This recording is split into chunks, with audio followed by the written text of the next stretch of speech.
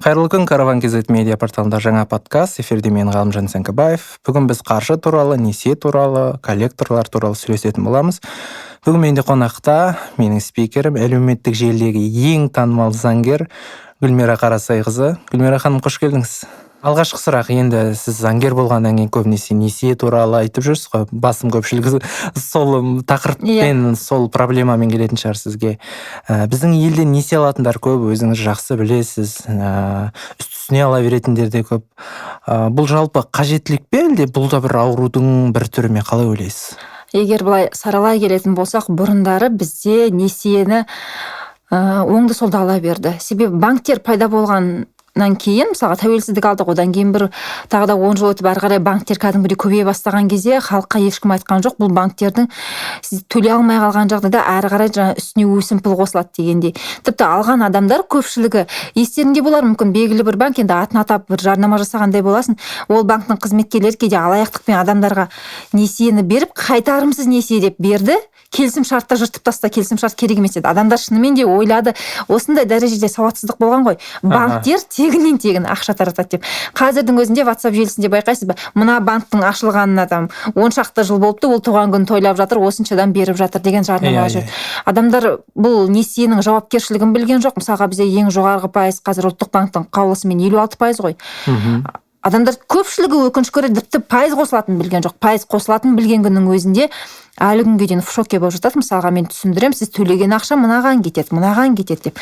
Сол кезде ананы көрген кезде адам енді қайтып несие алмаймын деп шығады да. Демек біз халыққа осыны түсіндірмегендіктен көпшілігі оңды солды ала берді. Мысалға ағайыннан қарыз алып, жаңағыдай төлемей қойсаң, ағайын сені кәдімгідей тіпті сотқа апарып, немесе үстіне пайыз қосып, олай мәжбүрлеп күнде қоңырау шалмайды ғой.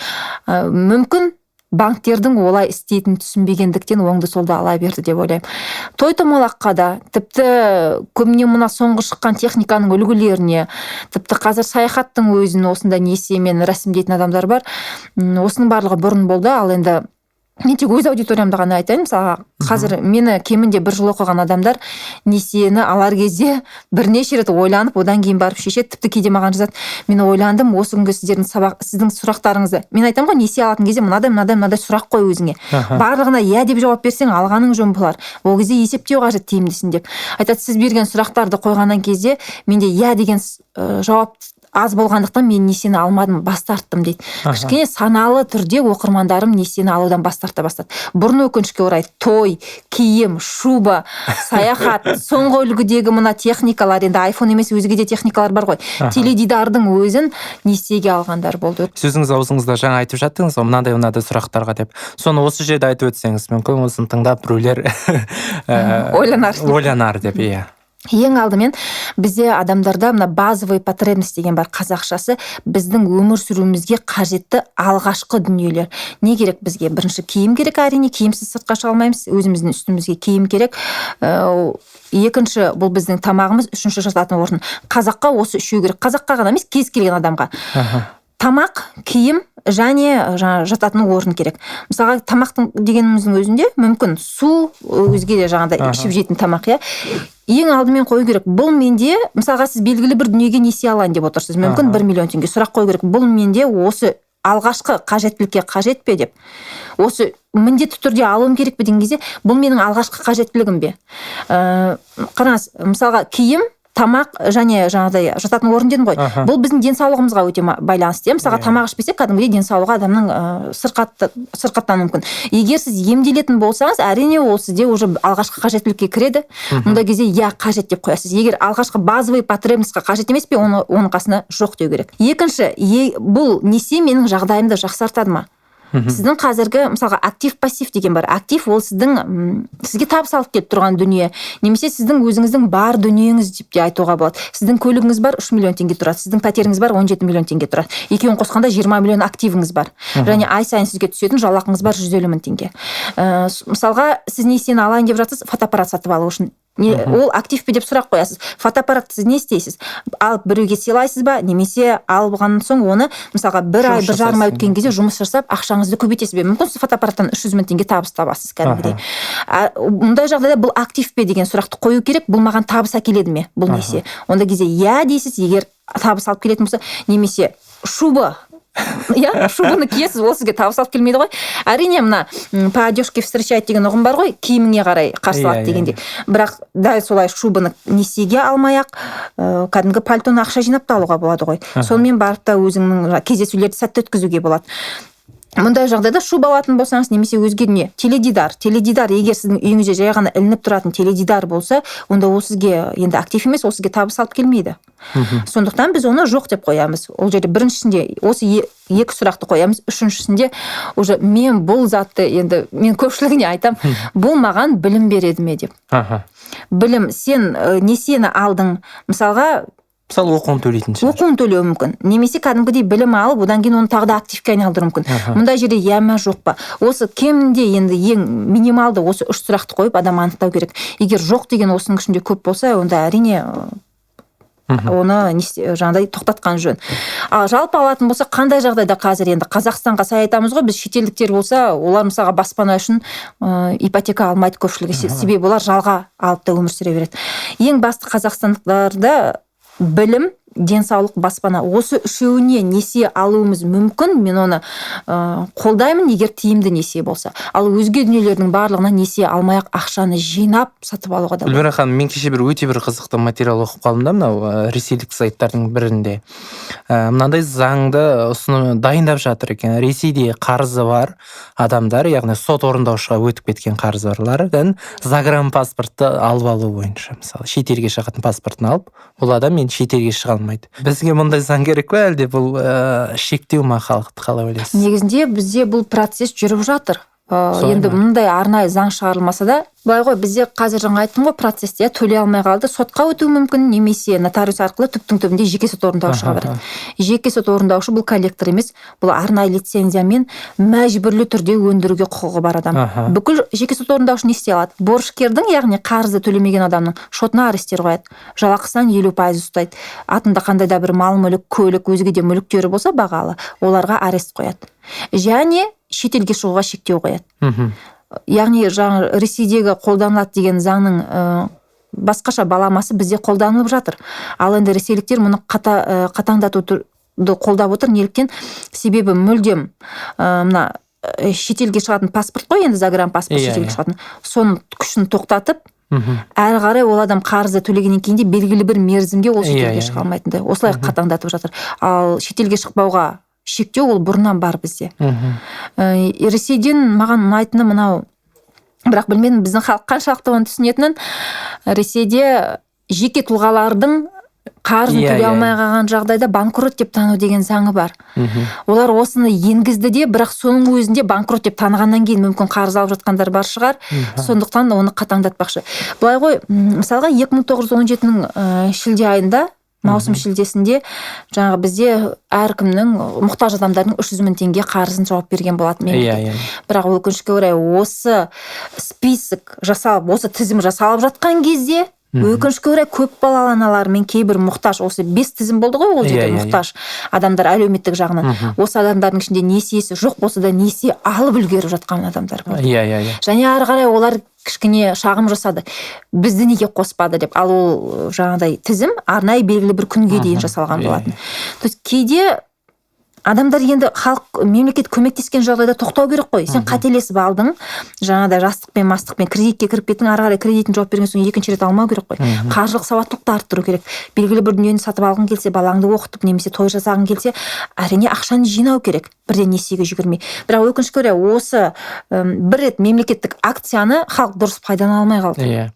Оны жапқаннан кейін де қарыз ала берді. Гүлмира ханым, енді өзіңіз білесіз, біз қазақтар жаңағы достарымызға, таныстарымызға кредит алып беріп жатады ғой бізде. Сондай кең пейілді халықпыз. Енді жақында мысалы аталған адамдар кредитін төлемей қойса, телефон алмай қойса, мұндай жағдайда не істеу керек? Біреуге кредит алып берудің өзі алаяқтыққа жата ма өзі? Егер де мына біз заңгер ретінде айтамын ғой, бірден қазір әрине кейбіреулер түсінбей оны сотқа бергім келеді деп жатады. Мен туысыма кредит алып бердім, қайнапама алып бердім, келініме, енеме, құрбыма алып бердім, ең жақын, төлемей кетті, сотқа бергім келеді деп. Әрине адами тұрғыдан бұл дұрыс емес, біреудің ақысына көру, себебі ақша дегеніміз ол біреудің энергиясы, уақыты дегендей. Ал енді заңгер ретінде қарайтын болсақ, сіз банктың ғимаратының ішінде, менеджердің алдында кредит беру, алу туралы келісім шартқа өз қолыңызбен қол қойдыңыз. Сіз менеджерге мен құрбыма алып беріп жатырмын деген сөзді айтпадыңыз. Өзіме қажет деп айттыңыз. Енді ол кредит кімнің шотына түсті? Құрбыңыздың шотына түсті ме? Банктен бірден, немесе сіздің бе? Әрине сіздің шотыңызға түсті, себебі келісім шартты сіз жасадыңыз. Шотыңызға түскен ақшаны сіз банктен шығарып құрбыңызға бердіңіз. Бұл жерде мен құрбыма кредит алып бердім деген сөз негізі дұрыс емес, заңдық тұрғыда. Сіз құрбыңызға қарыз бердіңіз 1 миллион. Кредит алып бермедіңіз. Кредитті сіз өзіңіз алдыңыз, заңды тұрғыда. Демек, банктың алдында кредитті сіз қайтаруға міндеттісіз. Төлемеген жағдайда банкке мен құрбыма алып бердім деген әңгімені айтпайсыз сіз. Айтқан күннің өзінде оныңыз дәйексіз, дәлелдемесіз болады. Банктен несиені сіз алдыңыз. Енді қарайық, сіздің мына заңдық тұрғыда қарайтын болсақ, құрбыңыз мына кредитті төлеуге мүлдем міндетті емес. Құрбыңыз сізден 1 миллион алды, 1 миллион ғана қайтаруға міндетті. Ол 1 миллионды бөліп те қайтару мүмкін. Ал сіз ол кредитті үстіндегі пайызымен қайтарасыз банкке. Бұл өте тиімсіз, әрине. Тиімсізден бұрын сіз оны дәлелдей алмайсыз. Банктік келісім шартқа сіз өзіңіз қол қойдыңыз ба, ары қарай өзіңіз төлейсіз. Немесе әрине жаңағыдай моралды тұрғыда әсер ету үшін, психикалық түрде әсер ету үшін сіз оның үйіне барып, ата-анасына айтып, кәдімгідей бір келіссөз жүргізуіңізге болады, бірақ дәлелдеме болмаса, оның барлығы нәтижесіз болуы мүмкін. Екінші жағдай бар. Мысалға, бір адам, мынадай жаңағыдай альфонстарда шығып жатыр ғой, Құдай сақтасын қазір. Әртүрлі жаңа қыз-келіншектермен сеніміне кіріп сөйлеседі, ұнатады бір-бірін, және олардың барлығына несие алдыртады, бірнеше адамға. Бұл уже алаяқтық. Мысалға, мына қыз, мысалы, 10 шақты қыздың атына несие алдырды, ешқайсысын төлеген жоқ, сонымен қашып кетті. Бұл уже алаяқтық. Себебі ол бірнеше адамды алдап тұр. Және бұл жерде ол мүмкін белгілі бір жаңағыдай сөз беріп алдады. Мысалға, жер аламыз, біз сенімен отбасын құрамыз, жер аламыз, үй саламыз деп жақсы алдайды ғой альфонстар. Осылай алдап, немесе менің анам ауырып қалды деп алдап, болмаған жайтты өтірік әңгіме айтып қарызды алдырып ары қарай жоғалып кетті. Мұндай жағдайда бұл алаяқтыққа жатады. Себебі бірнеше адамға қатысты. Ондай кезде арыздануға болады, Ондай кезде міндетті түрде полицияға шағымдану қажет, және сол адамнан жаңағыдай зардап шеккен өзге де осындай алданған адамдарды іздеу қажет.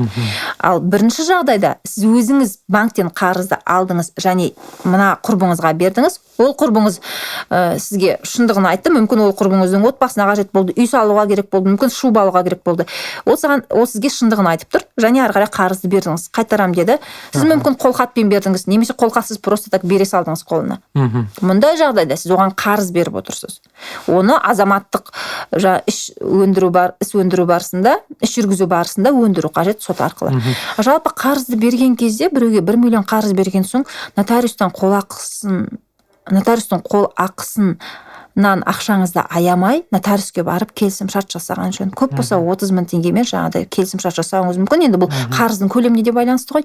Есесіне сіз ол арқылы ертең өндіріп алуға мүмкіндігіңіз болады. Әйтпесе сіз қалай дәлелдейсіз біреуге 1 миллион теңге бергеніңізді? Мынадай сұрағым келіп тұр сізден.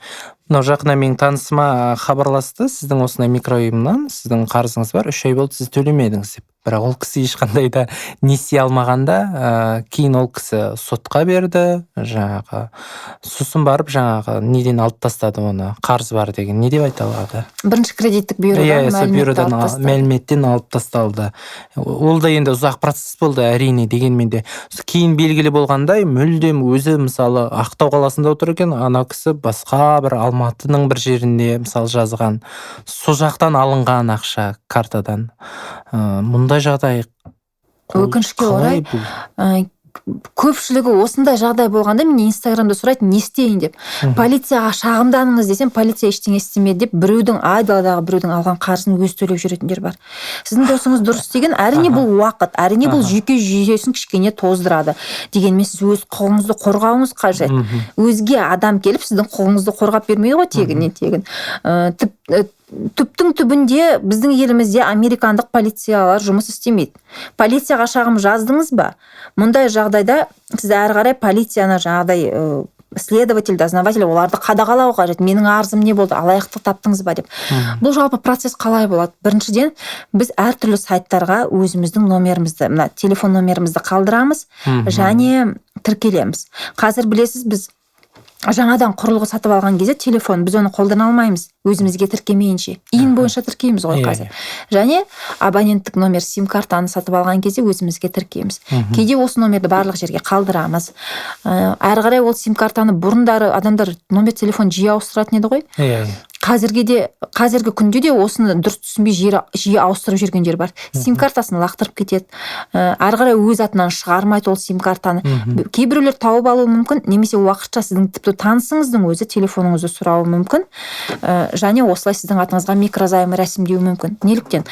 Себебі мына микрозайм тіпті қазір микрофинансовый компаниялар беретін қарыздардың өзі онлайн түрде рәсімделіп жатыр. Банктердің дәрежесі мүлдем бөлек. Банктерде верификация, ол кәдімгідей тексереді. Сенің даусың сәйкес. Кейде мысалға сіз біреудің телефонынан туысыңыз, әпкеңіздің кредиті бойынша білейін деп, әпкеңіздің телефонынан қоңырау шалыңызшы. Сізге ар жақтан сіздің даусыңыз сәйкес келмейді деп жауап бермеуі мүмкін. Себебі верификация, тексеру бар. Ал мына кішігірім микроқаржы ұйымдарында ол тексеру әлі дамымаған. Кейде біз жеке куәлікті жоғалтамыз. Сим-картаны жоғалтамыз, телефонды жоғалтамыз. Немесе бастан бұрын біз кейде береміз әркімге таратып. Ал енді жеке куәліктің көшірмесін құжаттарды рәсімдеу барысында әр жерде беріп жүрміз ғой. Тіпті сол микроқаржы ұйымдарының қызметкерлеріне де біз беріп кетеміз. Мұндай жағдайда біздің атымызға осындай қарызды рәсімдеу мүмкін. Ал кейбір қарыздар қазір мына телефон номер емес, электронды пошта арқылы да рәсімделетін бар. Электронды поштаңызды білсе, оны взлом жасау, оны бұзып кіріп ішіндегі келген парольді көру өте оңай.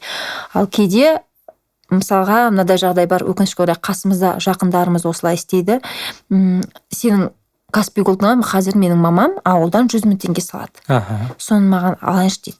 Каспий Голд картаңды бересің, ал ол Каспий Голд картаңды алды артын көрсетіп, жаңағыдай микроқаржы ұйымына жібереді. Ол картада сіздің аты жөніңіз көрсетіліп тұр. Мүмкін ол танысыңызда бұрыннан сіздің жеке куәлігіңіз бар, сізге толықтай рәсімдеуіне мүмкіндігі бар. Сондықтан банкоматтық карта, жеке куәлік, номер телефон берген кезде мұқият болу керек. Телефоныңызды қандай да бір код келген кезде ешкімге таратпау қажет. Жалпы мына қазір телефонның ішінде бүкіл өміріміз бар. Біреудің телефонын көріп, оған қатысты бүкіл құпияларын біліп алуға болады, сондықтан оны бермеген жөн. Ал енді банкомат картасына келетін болсақ, кейде біз кафе, ресторандарда төлем жасаймыз ғой, дүкендерде. Банкомат картасының артқы жағында мындай жолақ бар, жолақтың соңында 3 цифр бар, CVV код. Ол CVV кодты ешкімге көрсетуге болмайды. Себебі сізде интернет оплата, интернетке төлем ашық тұрған болса, одан барлығы ақша ала береді деген сөз. Осы жақтан мұқият болу керек. Ал енді осының барлығын сіз мұқият болдым деген күннің өзінде алаяқтар жол тауып сіздің атыңызға микрозайм рәсімдеді ме? Бірінші не істейміз? Бірінші қадам полицияға шағымданамыз. Дәл сондай өтінішті қай компанияға рәсімдеген қарызды? Мысалға сіз оны қашан білдіңіз? Белгілі бір адам сізге қоңырау шалып қарызды төлемедіңіз деп хабарласты ғой. Сол компанияға шағым жасау керек. Мен алмадым. Енді маған мәлімет беріп сұраймын. Қашан, қай жерде, қандай әдіспен, қай сайт арқылы, қандай номер телефоны арқылы менің атыма рәсімделді. Осы мәліметтің барлығы маған беруіңізді сұраймын деп сол компанияға өтініш жазу қажет. Бұл компания сізге ол мәліметті беру керек. Себебі сіз алдыңыз деп тұр қарызды. Келісімшартты көрсету керек. Қол қойдыңыз ба мындай өзіңіз кәдімгі қаламмен немесе электронды түрде әлгі кодпен қол қойдыңыз ба дегенде. Екінші, дәл осындай өтініш, полиция дедім, полиция оның барлығын тексеру керек. Негізі полицияның мұны тексеруге мүмкіндігі өте жоғары. Себебі сіз қазір Алматының Алатау ауданында белгілі бір мысалға Шаңырақ деген ықшам ауданында отырып IP адреспен бір сайтқа кірдіңіз ба? Полиция оны көре алады. Сіз қай үйдің қай бөлмесінен сіз бұл жаңа IP адреске кіріп рәсімдегеніңізді. Біздің полицияның осындай мүмкіндігі бар. Бірақ өкінішке орай, мүмкін полицияда іс көп па, немесе адамдар өзі жаңа өтініш жазғасын сұрамайды ма, соңына дейін жеткізбей жатады. Ал енді үшінші, бұдан сақтанудың жолын айта кетейін. Бізде бірінші кредиттік бюро деген ұйым бар. Ол ұйымда біздің бүкіл алған кредиттеріміз, тіпті алмай жай ғана сұрап, заявка беріп отказ алған кредиттеріміз бүкіл тарихымыз тұрады. Жылына бір рет тегін беріледі анықтамасы. Екінші рет алған кезде 400 теңге. Дұрыс айтасыз. Енді жылына бір рет, кем дегенде немесе бір жарты жылда бір рет ол жерден анықтама алып, өзіңіздің кредиттік тарихыңызды тексеріп отырыңыз. жеке куәлігіңізді жоғалттыңыз ба, немесе қандай да бір құжаттар жоғалттыңыз ба, телефон, сим-карта, міндетті түрде кредиттік бюродан справканы жылына бір рет, жарты жылда бір, мүмкіндігінше. Ал егер жоқ десеңіз, жаңағыдай жылына бір рет алып, тегін тексеріп отыру керек әркім өзінің кредиттік тарихын. Бізде қазір информационный технологиялар дамыған соң, бәріміз қуанамыз, бұрынғыдай хат жазып отырмаймыз, смс-ті 7 теңгеден төлеп отырмаймыз, WhatsApp-тан қалағанымызша смс жазамыз. Барлығы мұның жақсы дамып жатыр. Дегенмен мұның кері әсері де бар. Егер біз өз құқығымызды қорғамайтын болсақ, онда біреудің алған қарызын төлеп жүре береміз. Кейбір адамдар айтып жатады, несие беруде шектеу керек деп жатады. Бұған қалай қарайсыз? Солай керек пе біздің халыққа? Қазір жаңағы қанша қарызымыз бар екенін айттыңыз мысалы. Өте қажет. Бізде қазір несие беру барысында безотказный банктер бар. Өзіміз білеміз, безотказный дегеніміз жоқ демейді, бере береді. Бұл орайда қараңызшы, халықтың жалпы мақсатымыз не? Мысалға бұрын бізде Әлихан Бөкейхан, Мағжан Жұмабаев, олар бізге біздің ұлт болып, тәуелсіз ел болып қалыптасуымыз үшін, сонау Абай атамыздан бастап біз білімді болайық деп осының барлығын бізге қалдырып кетті. Олар еңбектенді. Біздің қазір бүкіл ғаламдық білімге қолымыз жетіп тұр. Біз ағылшын үйренеміз ба, шетелдік, мүмкін технология, мүмкін зауыт, өндіріспен айналысамыз ба, барлығына қолымыз жетіп тұр. Бірақ қашан біз осы өндіріспен айналысып, өзіміздің ұлтымыздың мүдделерін қорғап, қашан қазақ тілін әрі қарай дамытып, қашан жалпы Қазақстанды бай елдердің қатарына қосамыз? Қашан біз осының барлығын істейміз, егер біз әлі өз қарызымызды жаба алмай жүрсек? Қарыз беруді шектеу керек. Неліктен? Себебі санасыз түрде қарыз ала берген халық, енді кейбіреуінде санасыз емес, енді қаржылық сауаттылық төмендігінен ғой. Мысалға, ауылдағы адамға барып, ұлттық банк қай жерде деп сұрасаң білмейді. Ол ұлттық банкты мына сайт арқылы оңай табу керектігін де білмейді. Ол 56% кредиттің дегенді түсінбейді. Ол пайыз әрбір күнге есептелетінін түсінбейді. То есть бірақ ол адам ақша керек кезде кредит алуға болады екен деп барып аңғалдықпен, мүмкін сауатсыздықпен, мүмкін аңғалдықпен барып ала береді. Енді адам өзінің кредитін жаба алмай жүр. Кредитін жаба алмаған соң ол дастархандағы тамағын таба алмай жүр. Жоғарыда айтқан базовый потребность, өзінің алғашқы қажеттіліктерін өтей алмай жүрген адам халықтың, қазақ мемлекетінің құқығын қорғайды ма, мүддесін ойлайды ма? Адамның үстінде, мысалға қыста үстінде курткасы жоқ адам, ол қазақ тілін қалай дамытамын деп ойлайды ма? Ол элементарный, шындықты айту керек қой. Немесе баласы ауырып жатыр, оған дәрі таба алмай отыр, себебі мұнда оның жалақысын кредитке ұстап жатыр. 50% жалақысы пәтер ақыны төлеуге кетті, баспанасы жоқ, баласы ауырып жатыр, дастарханда тамағы жоқ. Ол адам қазақ халқының мүддесін ойлайды ма? Қалай ол мемлекетті ойлайды, мемлекеттің дамуын ойлайды, егер ол өзінің мына қарапайым элементарлы түрде қара суын таба алмай отырса? Кредитке халықтың кіруі осыған алып келеді. Біз оны шектемесек, біздің әрі қарай мемлекетіміздің дамуы екіталай. Біз білеміз Қазақстанның шетелге қанша қарызы бар. Кейде айтамыз, мына көршілес отырған алпауыт мемлекеттер бізге жамандық ойлайды деп. Негізінде жамандық ойлауына олардың мүмкін қандай да бір мүддесі бар шығар, ол саясат жаққа қатты үңілмей ақ қояйық дегенмен, біз осыған мүмкіндік жасап отырмыз. Кез келген адам басын көтеріп, қазақ тілінің қамын ойлау үшін, мемлекеттің дамуын ойлау үшін, біздің шекарамыздың жағдай тұтастығын ойлау үшін, алдымен оның алдында тамағы болу керек, таңертең тұрғанда ішетін суы, оны ертең мына жалға алған пәтерінен қуып жібермейтіндей жағдайда отыру керек. Біз мұның барлығына қалай жетеміз? Біз қашан кредиттен құтылған кезде жетеміз? Кредитті мүлдем алмаңыздар демеймін. Әлгіндей денсаулық, баспана, білім алуға алғаныңыз жөн болар. Бірақ алған күннің өзінде тиімдісін алу керек. 56% несие деген бұл өте қымбат несие. Қазір 48, тіпті 36% алған несиелерді, 32%, 30% алған несиелерді төлей алмай отыр. Неліктен? Себебі бірнеше банкпен алғандар бар. 20-дан алды, 28%, 32% әрі қарай мүмкін тағы да 22% алды бірнеше банктен. Ол халықтың мүддесін ойлауға ешқандай мұршасы жоқ. Таңертеңнен кешке дейін сол кредитті жапсам деп ойлайды. Сондықтан оны шектеу қажет әрине. Ханым, сізге мынадай бір клиенттер болды ма? Саған деп сізді бір таң қалдырған қарыздары мысалы? Менде бір кісі болды. енді жалпы мен клиенттерімнің тіпті олар әрине атын айтып ештеңе қажет емес. жаңағыдай біздің сабақтарға қатысып керемет ақша үнемдедім деп керемет қуанышын жазған күннің көзінде ешкімнің атын көрсетпеймін, себебі мұның барлығы құпия мәлімет. Әрине. Кейбіреулер кредитін жауып қуанып жатады, бірақ инстаграмға салып қойсаң, оның туысы, танысы, әпкесі, ағасы, күйеуі көріп қойып, тағы да жанжал болуы мүмкін үйде. Көпшілік біздің қазақ жаңа кредиттен, микрозайм қарыздары бар екенін жасырады жұрттан. Жұрт тұрмақ, өзінің ата-анасынан туған кәдімгі жақыны күйеуінен жасырып, микрозаймның қарыздары туралы келісімшартты жыртып жағып жүрген қазақтарымыз бар. Өкінішке орай бұл үлкен сауатсыздық, енді өте төмен деңгей. Таңғалдырған клиент оңтүстік Қазақстаннан болды, Шымкент қаласынан. Қарызды алған, 5 миллион кредит алған, 5 миллионның 20%-ын алып берген адам ұстап қалған. 5 миллионның 20%-ын ойлаңыз енді. 500 мың енді 1 миллион ұстап қалған ғой. Одан кейін ол банктың менеджері ма, банкпен бір байланысы бар. Енді оны сол банктың менеджеріне алып барған ортадағы адам бар ғой. Ол 250 мың сұраған. Сонда 1 миллион 250 мың теңгені ол беріп тұрды. Ал ол қолында қанша қалды?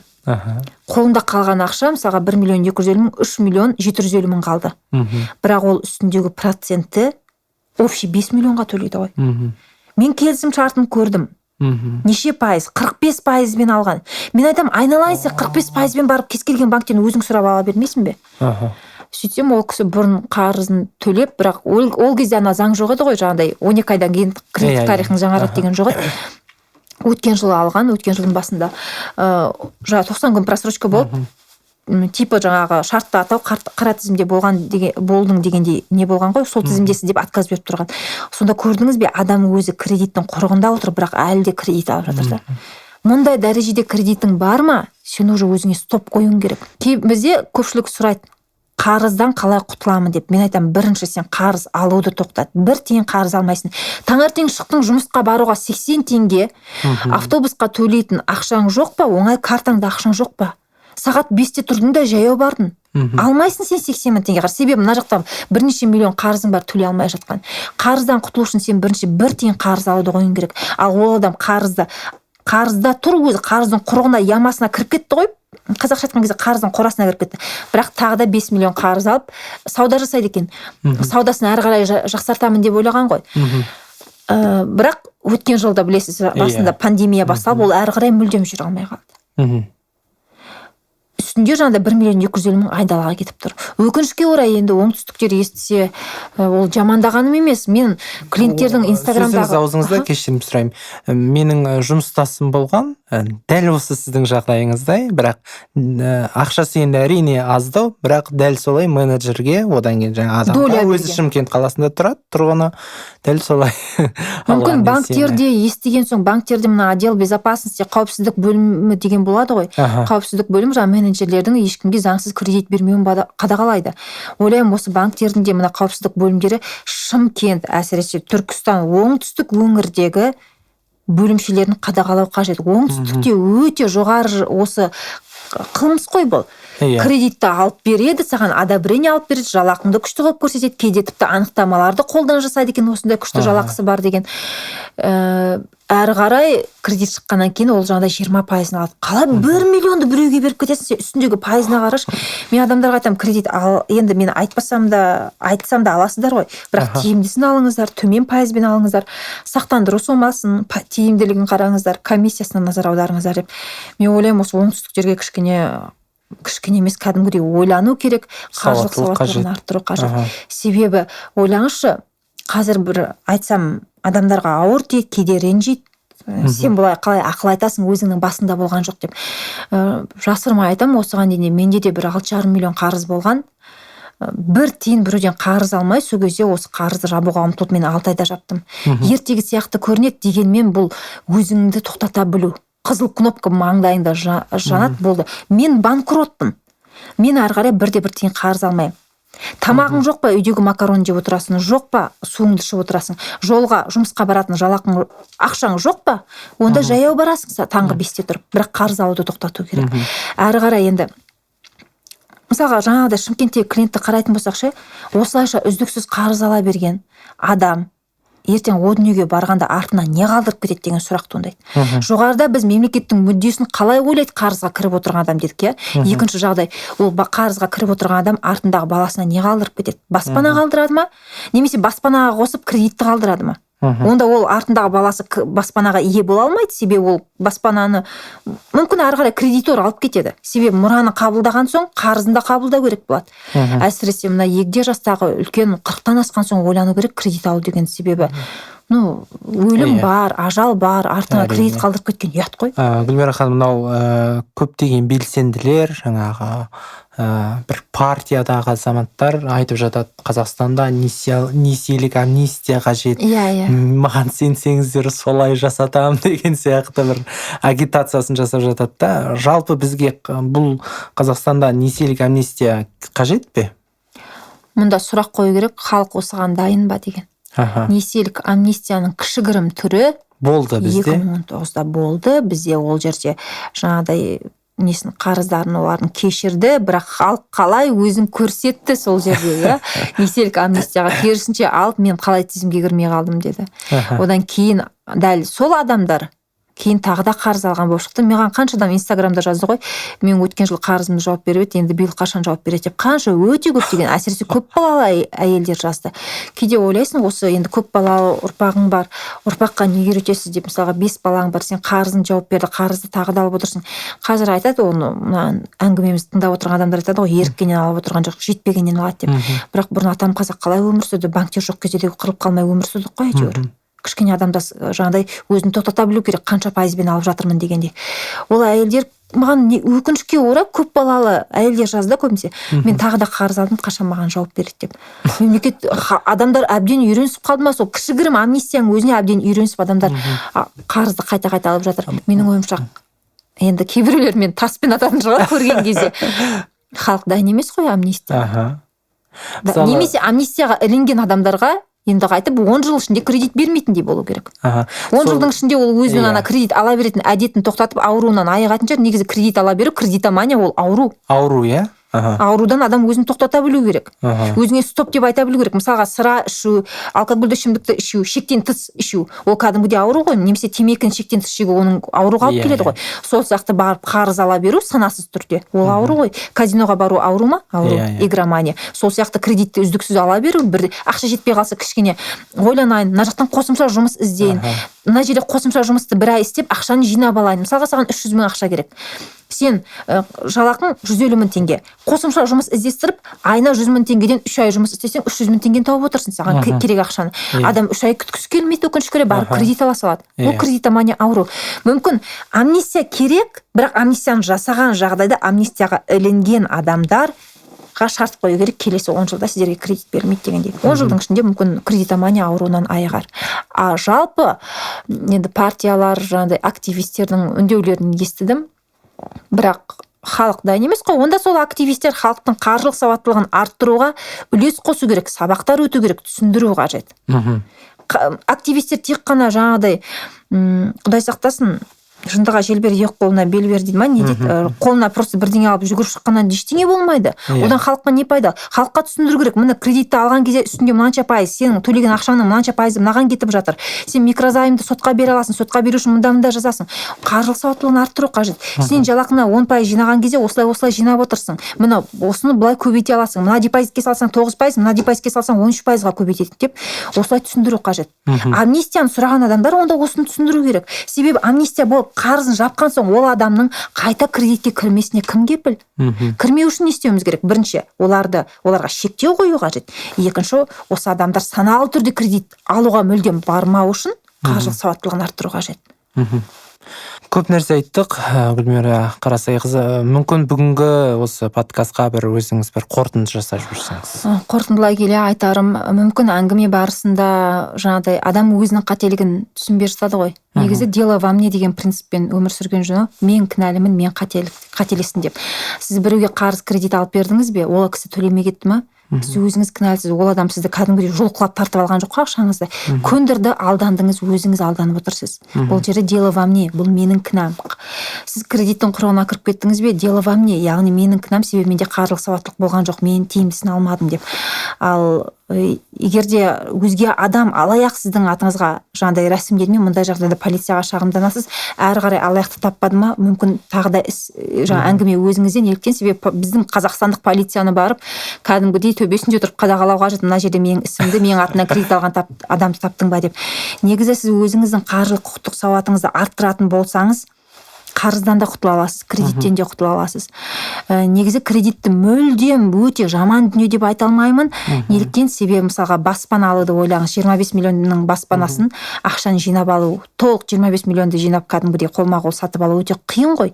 Мұндай жағдайда белгілі бір бөлігін жинап, әрі қарай тиімді пайызбен ипотекаға алуға болады. Мұндай жағдайда кредит тиімді болып тұр. Ал оңды солды кредит алуды тоқтату қажет. Егер кредит алатын кезде ол сіздің алғашқы қажеттілігіңіз болмаса, алғашқы қажеттілік жоғарыда айттым, денсаулық, баспана, сіздің тамағыңыз, киіміңіз. Сұраққа жауап беру керек дейсіз ғой. Осыларға жатпайтын болса, онда кәдімгідей ұзақ ойлану қажет. Біреуге кредит алып беру деген теманы мүлдем тоқтату қажет. Егер жалпы былай ғой, сіз біреуге қарыз бердіңіз бе, ешқандай құжатсыз бердіңіз бе, үмітіңізді үзе берсеңіз болады. Дәлеліңіз жоқ болса. Біреуге жалпы ағайынның арасын негізі қарыз ақша осындай алыстатады. Анау бір сөз бар ғой, досыңнан айырылғың келсе, оған қарызға ақша бер дейді. Иә. Дәл солай. Егер немесе қарызды бердің бе, әрі қарай сен өзің келісуің керек, ол саған қайтармаған күннің өзінде оны кінәламаймын деп. Егер сіз осыған дайын емессіз бе, онда ешкімге қарыз кредит алып берудің қажеті жоқ. Осы орайда жастарға да айтып кеткім келеді, маған көптеген жас қыздар жазады, жігіттер жазады, менің ата-анам көп кредит ала береді, тоқтата алмаймын. Мына кредитін алсам, мынаны жабады, мына кредитін жапсам, мына жақтан алады, микрозаймның құрығына кіріп кетті деп. Біз ата-анаң жынды болса, байлап бақ деген сөз бар. Біздің ата-анамыз КСРО кеңес үкіметінен шыққаннан кейін мына біздің қазіргі экономикаға бейімделмеді, олар кредит қарыздың не екенін білмейді. Олар көп түсіне бермейді. Иә, мындай бір дөңгелегі бар ғой, трактордың дөңгелегінде айналып жүрген адамдар сияқты, алып жеткізем деп. Мұндай жағдайда осыларға да бір кеңес бергім келеді, жаным ашығандықтан. Ата-анаңыз қарыз кредитке кіріп кетті ме? Оны сіз жапқаннан кейін тағы алып тұр ғой. Неліктен? Себебі оның кредитный историясы жақсарып тұр, жақта алды, төледі дер кезінде деп. Мұндай жағдайда былай істеуге болады енді. Ата-анаңды үйден қуып жібермейсің, олардан бас тартпайсың, Құдай сақтасын, иә. Жаңағыдай жынды болса байлап бақ дегендей. Мұндай жағдайда кішкене просрочкаға шығу керек ол адамдар. Просрочкаға шықты ма 3 айдан артық, оларға уже келесіде кредит берілмейді. Әрі қарай одан кейін просроченный суммасын жапқан жөн. Ал егерде сіз просрочкаға шығып кетіп, үстіне пеня қосылып кетті ме, өтініш жазуға болады, пеняны алып тастап, жаңа график жасап беру дегендей. Жалпы кредит алған соң, қазір мүмкін осы подкастты көріп кейбіреулер ойланатын шығар, мен алданып жатырмын, мен банкты байытып жатырмын деп. Егер сіз тиімсіз кредит алған болсаңыз, сіз жылдар бойы төлегенмен қарызыңыз жабылмай жатса, әрине сіз банкты байытып жатсыз. Біздегі система өкінішке орай, бұл біреуді кінәлау емес, бірақ біздегі система жоғарыда жаңа мемлекет тақырыбын қозғадық, иә, неге өзгелерді арзан деп. Біздегі система қазақ халқын банктердің қолына айналдырып жатыр. 56% ол өте жоғары пайыз. Мемлекетімізде мүмкін өндірісті, мүмкін саяхатты, мүмкін акция қор нарығын, өзге де экономиканың басты секторларын дамытып, табысты сол жақтан тауып, мына банктік секторды кішкене пайызды төмендету қажет. Әйтпесе қазақ халқы шынымен де банктың құлына айналып бара жатыр. Коллекторлар уже қоңырау шалған кезде дір етіп жауап бермейтін ата-аналарымыз бар. Оны барлығы естіп көріп отырған адамдар біледі. Ал енді кредитті алып қойған адамдарға айтарым, әлі де оны тиімді жабудың жолы бар. Коллекторға өтсе қашпаңыз, пенясын алып тастауды сұраңыз. Осы қарызды төлеген соң әрі қарай қарыз кредитке жоламаңыз. Коллекторға өтті ме, жеке сот орындаушыға жеткізбеңіз, пенясын алып тастауға өтініш жазып, жаңа график шығартып алыңыз. Жаңа график бойынша төлеген соң одан әрі кредитке қарызға жоламаңыз. Алғыңыз кеп тұрма кредит, кішкене өзіңізге стоп деген кәдімгідей бір тоқтау айтып, тоқтау қойып жауап беріңіз. Менің алғашқы жаңағыдай қажеттіліктеріме қажет пе деп. Эмоция жасамау керек дейсіз ғой. Иә, эмоционалды түрде. Білім алғыңыз келеді ме, ол сізге актив па, жарайды. Денсаулықты жақсарту, иә, баспана. Одан басқа себептерге кредит алудың мүлдем қажеті жоқ. Осы орайда енді қазақ халқы өзі тоқтатпаса, дәл қазір, иә, ешкім тоқтатпайды. Оның үстіне жоғарыда айтқанымыздай банктерден жақсы салық түсіп отырғандықтан мемлекеттен керемет бір үміттенудің қажеті жоқ. Бірақ енді өзіміздің отанымыз, біз бұл жерді тастап шетелге көшіп кетпейміз ғой. Түптің түбінде көш жүре келе түзеледі дегендей, түзеледі деген үмітім бар. Ал енді үнемі айтарым, мына Қазақстанда 3 ересек адамның 2-інің басында кредит бар дейді ғой. Осы статистиканың өзгеруіне Қазақстанда 3 ересек адамның 2-інің басында депозит бар деген статистикаға келтіру әрбір қазақстандықтың өз қолында. Осы біздің әңгімемізді естіп, қандай да бір жаңағыдай тұшымды әңгіме деп бұдан пайда көріп отырған адам өзін өзі тоқтату қажет. Біз жоғарыдағыларды жамандаймыз. Қазақстанның осынша байлықтың үстінде отыр, жер көлемі бойынша 9-шы орында тұрып, осынша қарызы бар шетелге деп, Бірақ сіздің өзіңіздің отбасыңызда неге сонша қарызыңыз бар банкке? Ойланыңыз. Отбасы кішігірім мемлекет. Сіз өзіңіздің кредитіңізді реттей алмай банктердің құлына айналып қарызыңызды көбейтіп отырсыз ба? Мұндай жағдайда жоғарыдағыларға, мемлекет басындағыларға несіне ренжисіз? Қашан әрбір қазақстандықтың банк алдындағы қарызы азайып, минималды түрде болады, сол кезде ғана біздің Қазақстанның шетелге қарызы азаяды деп ойлаймын. Себебі мемлекет әрбір адамнан құралады. Әрбір адамның іс-әрекеті, саналы іс-әрекеті, қарызды алу алмауы, кредитті алу алмауы бұл мемлекеттің экономикасына әсер етеді. Гүлмира Қарасайқызы, көп рахмет сізге. Көп нәрсе айтылды. Мен өз басым ой түйдім біраз. Сондай көрермендер, тыңдармандар болады деп үміттенемін. Бүгін келіп өз ақыл ойыңызбен бөліскеніңізге көп рахмет. Бүгін қонақта болған заңгер Гүлмира Қарасайқызы. Караван әрдайым жаныңыздан талсын.